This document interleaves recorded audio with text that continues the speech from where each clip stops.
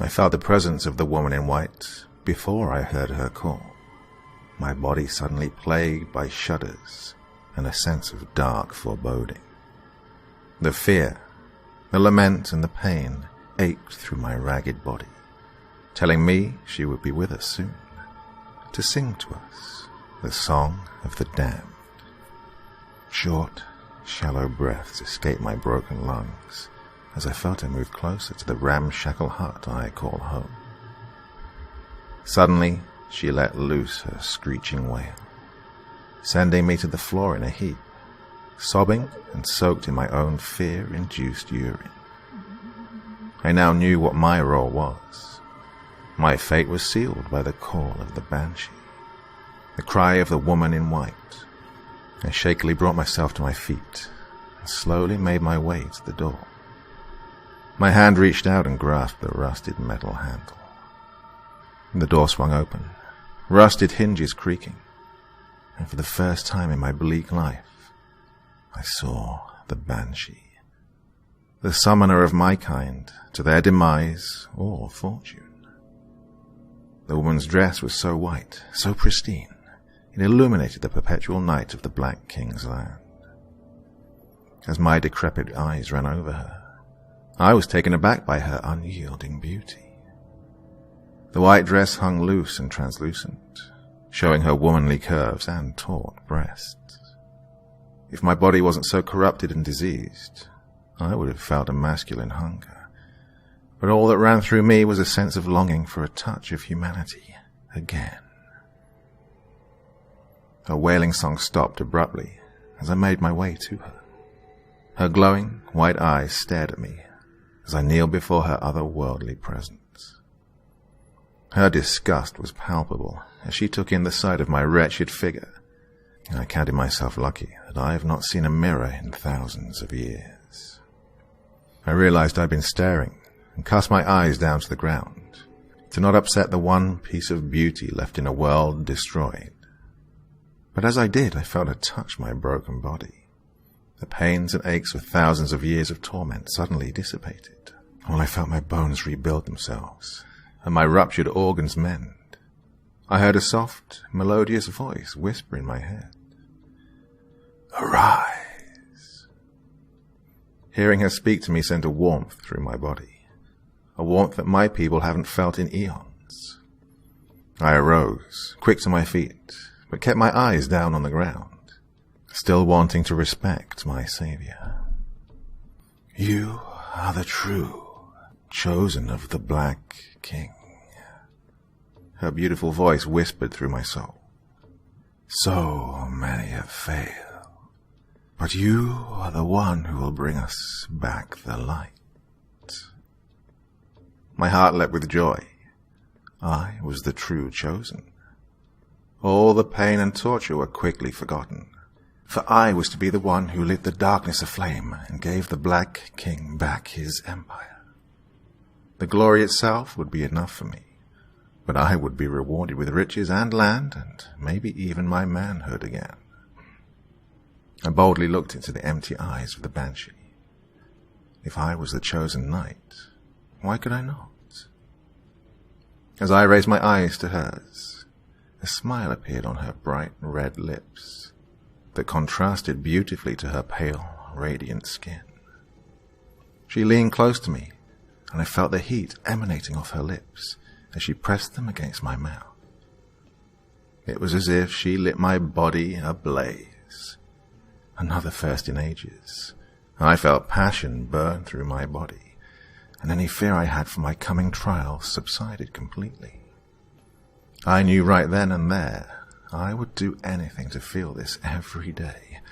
No man or beast would stop me from taking back the light. "I will do the king's bidding, my lady." My voice crackled and broke over the words, the first of which I have spoken in many sunless days. Her smile seemed to grow brighter as she pointed in a direction behind me. "Go. Don the armor, find the gates, defeat the taker of light, bring us out of the darkness."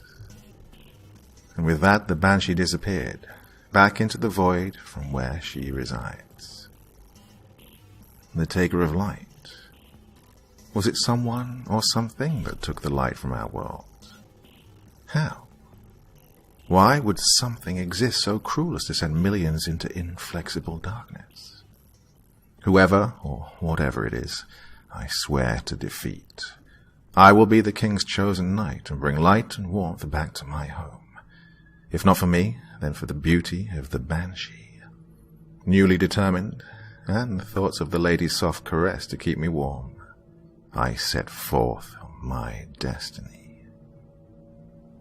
The path before me was a treacherous cobblestone road that weaved through the burnt forest and ended at the abandoned capital. As I took my first steps, the sense of confidence I had while in the Banshee's presence slightly subsided. The darkness is something I am accustomed to, but the eternal blackness that surrounded my hovel sent chills down my spine and filled my soul with a palpable dread.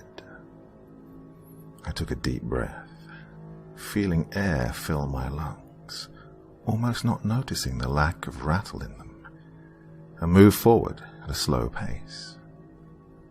I knew the direction I must go. The pilgrimage that I am embarking on is not one we are told of, but one that runs through our blood. The message is clear. Once a night falls, the Banshee will find the next, until the chosen knight reigns victorious and brings back the light. In all my years as a subject of the king, I've heard the Banshee scream thousands of times, always in groups of two. The first signifies a fellow knight has fallen. How? I do not know. The second is outside the hut of the next knight in line. Over the few weeks before my selection, I could hear the Banshee getting ever closer, knowing my time to make the journey was close at hand. I forced myself to focus on the mission, and no longer dwell on my unpleasant past. I was a new man, the chosen knight to lead the king's land back to its glory. My focus relit, and my pace quickened. I made my way forward, feeling the pull of the gate as my body kept me in the right direction. I edged closer and closer to the burnt forest, my eyes landing on a bulky black chest. The armor. Each knight only had loose rags, befitting of only a peasant. But once they set out on their journey, they were to find the armor of the pilgrimage and wear it into battle against the king's enemies. I ran to the chest, feeling the excitement burn through my body. The chest itself was magnificent. The wood, charred black to match the rest of our world, was engraved with ancient signs, signifying it was the property of the king himself. I fumbled with the rusted metal latch and popped open the top, catching my first glimpse of the armor. It was truly a work of art. The armor was darker than night itself, with a hooded skull embossed over crossing swords on the breastplate. The elbow joints and the knee covers had thin, extremely sharp blades running parallel with the arms and legs of the armor, showing it was not only beautiful, but also deadly. Like a child on the morning of their birthday, I tore into the chest and started donning the armor. As I tightened the last strap of the leg pieces, my eyes fell on a small latch at the bottom of the chest. I bent over and pulled on it, and the whole bottom gave way to reveal the helm and sword. I bent over and pulled on it, and the whole bottom gave way to reveal the helm and sword to pair with the rest of the armor.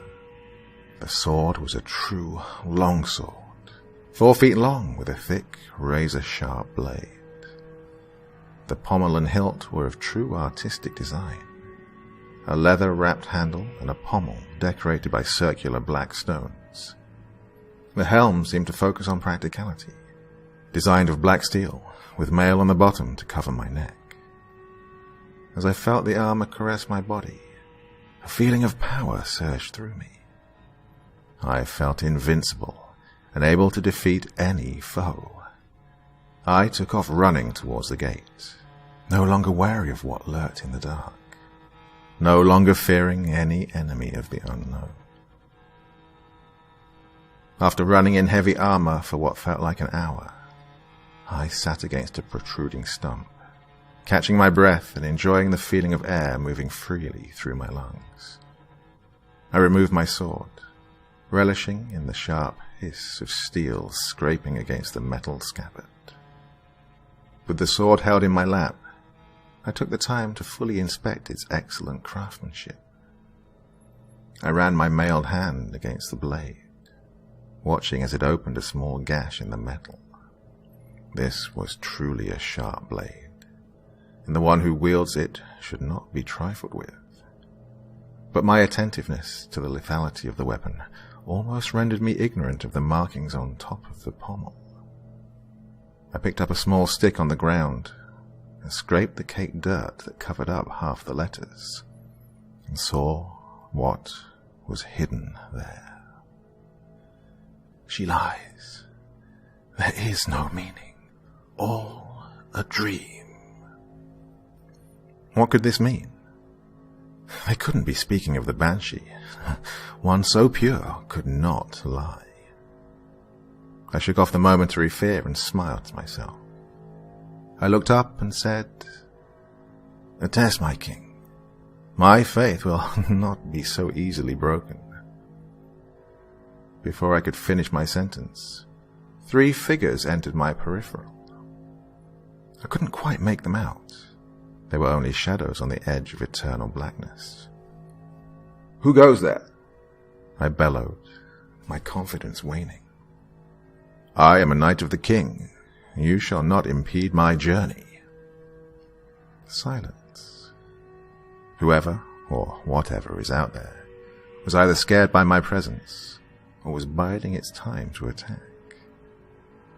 Either way, I knew it was time for me to start moving again. I moved with intensity, but a bit slower due to my knowledge of not being alone. Something in my gut told me I was almost out of the forest, which meant the abandoned capital was the only thing standing between me and the gate. Before my joy peaked, I heard a rustling in front of me. I squinted my eyes and could make out a slightly human, albeit disfigured, shape. "I said once before, you swine, I am not to be bothered with your trivial pursuits."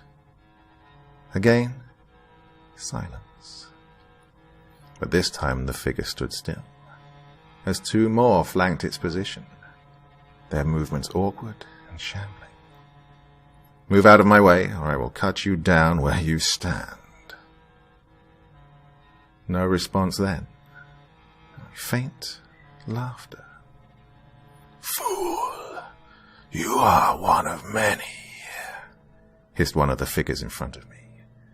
"You will fall, burned by the light you don't deserve." It cackled maniacally after insulting me. Before I could respond, a second voice started speaking. "Sister, be fair to the knight. He has forgotten his own sins. Would you like being made a fool of for your inability to retain knowledge of your past transgressions?" I could feel the sarcasm seep through the hisses. The first monster retorted. "You always had a soft spot for these hapless dupes, dear Frida. Let's see if this one deserves to even reach the gate." I'm not sure what this test was, but I removed my sword and readied it for combat. The 3 figures shambled towards me, quicker this time. As they closed in, I finally got a good look at whom I was facing, and all 3 were hideous monstrosities. Their faces were horribly malformed, their noses just slits in their face, eyes sewn shut, and their mouths covered in sores. Their approach gave me insight as to why they shambled. The demoness's legs and arms were bent and broken at odd angles. One of them, Her arm was removed, and the bone sharpened to a point. My God, how could beings so corrupted be allowed to live? Brace yourself, whores.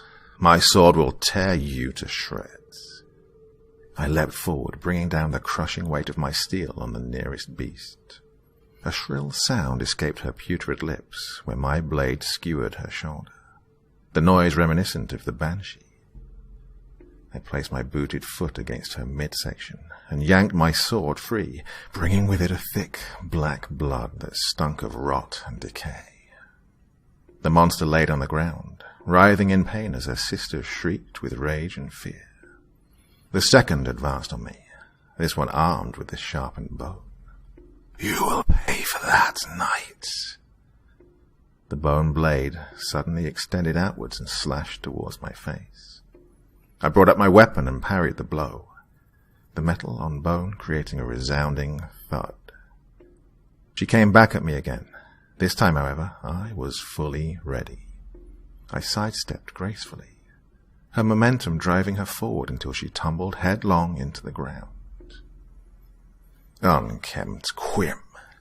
You think your untutored violence is a match for an able knight? Before I could finish her off, I felt a sharp pain in my side.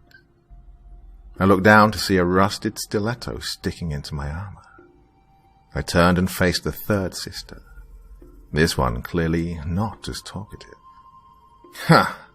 I laughed in her face. "It seems you have misplaced your sewing needle, my lady." As I spoke, I yanked the thin blade from my side, tightly gripped the third sister's shoulder, and shoved the stiletto into her exposed stomach. She looked up at me and smiled. Grabbing my hands, she pulled the blade deeper inside herself, while the hole I made in her belly started expanding. The edges of her massive, open wound sprouted teeth, and I felt what I thought was a tongue brush across my knuckles. I reeled backwards and quickly smashed my forehead into her face, feeling her bones crunch under my thick metal helm. Her iron grip on my hands let go immediately, as her limp body crumpled to the earth. No more monologues for me. I lifted my sword in the air and brought it down with all my might. The demon's head was removed with an audible pop, and the wave of stink from the she-beast's rotten blood invaded my nose. "Nasty shrew," I mumbled under my breath. "Killing my sisters will not help you when you face the light, foe champion," the bone-bladed witch said as she got to her feet. "You are nothing. Everything your lady in white told you is I wouldn't let her spew her vile heresy any longer. I thrust my blade forward into her neck, covering my sword and newfound armor in her reeking lifeblood. She slunk to her knees as I pulled my steel out and prepared for the finishing blow. Her repulsive laugh was interrupted by a hacking cough. "You will always be damned," as the last word rose to her revolting lips. She collapsed in a heap of mangled limbs and murky body fluid. It was the first time in millennia I'd felled someone, or something, in mortal combat, and the feeling was riveting. I smiled as I wiped away the blood on my sword, relishing in the pain I'd inflicted on those disgusting wenches. I walked around the area of our skirmish, stabbing my sword into their carcasses, making sure none of them would seek revenge later in my journey. But alas, they were all dead, defeated by the king's champion. I laughed aloud, relishing in my victory, but it was time to move on. I went back to my quickened pace, knowing full well I may run into danger, and part of me was excited to test myself in battle again. Another hour had passed, another hour spent running in my armor. The black metal went from a gift to a burden in only half a day. the weight slowing me down and bringing on a sense of lethargy. But before I could give in to the pull of a short nap, the tree started thinning, and my eyes fell on the outline of a great city, the abandoned capital. Back before the light was taken from the Black King's land, the abandoned capital stood as a mighty citadel, defending the territory from the king's enemies. If only I had the time, I would explore every nook and cranny of that great city. But the mission must be completed if we were to ever restore our home. My examination could wait. I gazed on the outline of the city, trying to piece together where I would need to enter to find the gate. Making my survey, I noticed a large hole in the city's great wall. I surmised this would be the best way for me to enter. I took off down the hill, more cautious than ever, not wanting to be noticed by whoever or whatever now populated the capital. I found the wall's gaping wound and pushed through, stopping just a moment to gaze upwards at the massive guard towers and spiraling churches. The city was truly magnificent, and I again felt the pull to explore. But my loyalty prevailed, and I took off in the direction of the grand portcullis, the gate that will lead my people to freedom. I ran down the narrow streets and weaved through long forgotten merchant stalls, barely able to register the true grandiosity of the city. My heart was still filled with joy, though. I would soon be returning here a hero. But my delight quickly soured. I saw two figures ahead of me, clearly waiting for me to arrive. I slowed my pace, drew my sword, and made my way over to the fools who dared stand in my path. When I felt like I was in hearing distance, I yelled out to the hulking figures, "Out of my way, Charles. I am here on King's business." The figures stood, unmoved by my resolve. "Did you not hear me, cretins? If need be, I will tear you up." My words were caught in my throat, and I felt my stomach's contents lurch upward to meet them. The figures I saw were less human than the women of the forest. The closest one stood a hair under 5 feet tall, its skin drooping from its pudgy face, as if it were a candle left to burn. The excess skin pooled around its legs and feet, obscuring the rest of the body from my view. I stopped dead in my tracks and sputtered, "What in the king's good name are you?" Before I could get an answer, the second figure shambled forward, revealing its broken form. This one's only commonality with a human was its bipedal nature. The beast had massively long arms, with large spiked claws protruding out from where his hands should be. His face was heavily elongated, with the top of his head covered in a jester's crown, covering his eyes. He opened his mouth, exposing row after row of razor-sharp teeth, and spoke in a gritty, metallic voice. "King's business," he mocked. "You hear this embodiment of pride and egotism, Capsy?" The other seemed to shudder in agreement and spat a putrid, pus-like substance out of its melted face. "The king's dead. Your beloved Banshee is just a farce. Your quest is meaningless, and the light will never be yours." This is the second time demons have tried to test me. Their lies congruous with each other's. No, my faith will not be broken by these fraudulent curves. Your lies will not stop me from completing my quest. I shall pass through the gate and save the land. I brandished my sword and leapt forward. The candle beast had no time to register my powerful attack, my blade cutting through him like butter, expelling more of the beast's foul secretion onto the ground. The monster let out a pathetic gurgle and felt the earth. If my quest is a farce, then why, demon, do you and your ilk fall so easily? I can tell you, it is because this is my destiny and nothing will get in my way. The tall monster stepped forward and smiled, showing his rows of pointy fangs. Idiots, do you think you are the first? You think your pilgrimage means anything? It means nothing. You are nothing, he screamed and sprang at me, bringing down his sharp talons. I rolled out of the way, feeling the air being parted in front of my face, the monster's claws close to killing me where I stood. I moved backwards, wary of my enemy's speed and length, but not frightened. The beast made another move to attack, but this time I was ready. He lunged forward, and I met his steel with mine.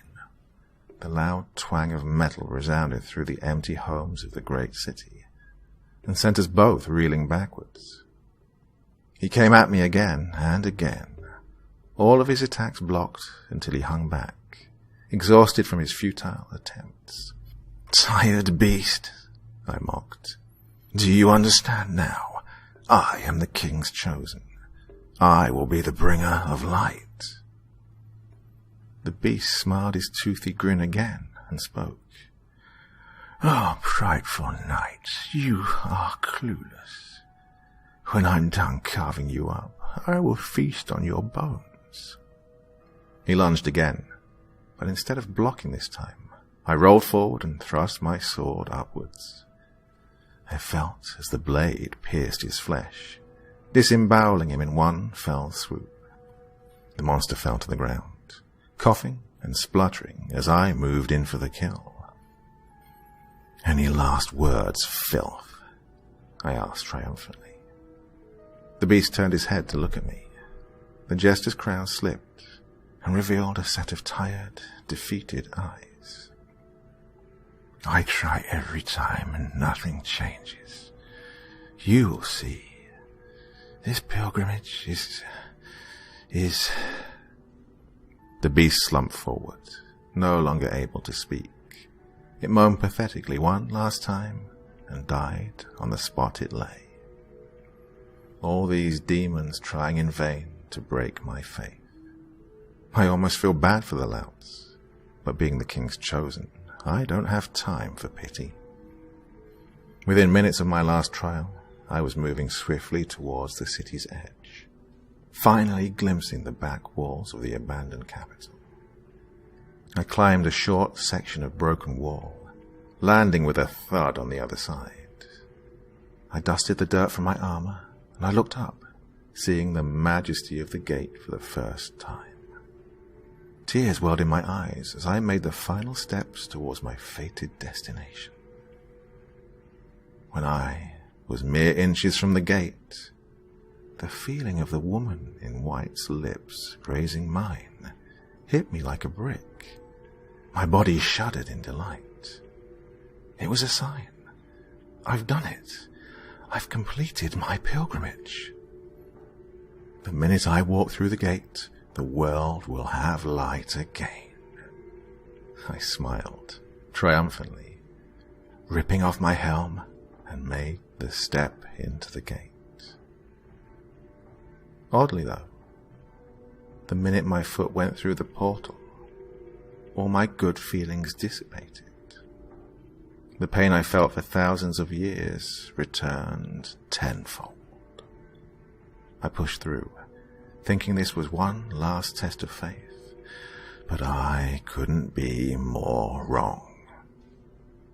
As my face passed through the famed gateway, my whole world turned blinding white. My body felt as if it was encapsulated in flame, every inch of me burning, every nerve ending screaming for death. What did I do wrong? I was the chosen one, I screamed aloud. I still couldn't see, but I was not yet willing to give up. I pulled my shattered body to my feet, still screaming in pain. My eyes adjusted slightly, and I could make out movement in front of me. It was her. It was my lady in white, here to rescue me. As she got closer, I realized again I was dead wrong. Before, she was the true definition of beauty. But here now, in this bright land, she was a hideous and grotesque corpse, draped in the white cloak. She opened her mutilated lips and said, "This was all a trap, payment due for your sins in life." I dropped to my knees as it all came back to me. I've done this thousands of times, the same results repeatedly, my pride never letting me see the truth. I looked up at my former goddess and let the tears roll down my face. I quit fighting and let the light burn the rest of my tattered body. The last sound I heard was the Banshee scream, signaling a night has fallen.